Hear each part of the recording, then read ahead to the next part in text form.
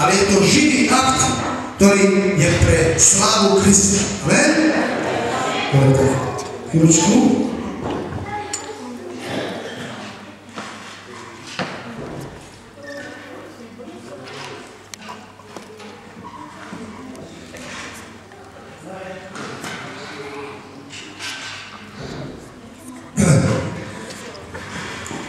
Vieme, že od Pána nás učili,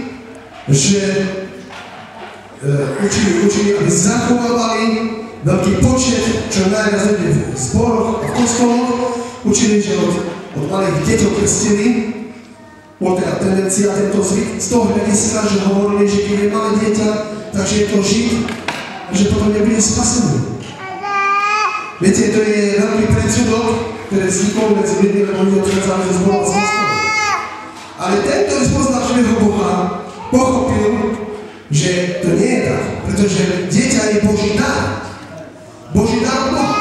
A Boh je veľmi, veľmi spravodlivý, takže deťom patrí, ako slovo Božie hovorí, kráľovstvo Božie. Takže deti sú automaticky spasené, lebo to je Božie srdce, deti.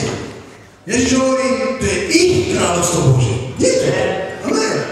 A nakoniec ešte Ježiš v jednej ukážke z Biblii ste mohli čítať, že hovorí, že buďte ako deti. Buďte ako deti. Ne? Viete? No a tá láska, ktorá vošla do našho srdca, preto sme sa rozhodli takto činiť.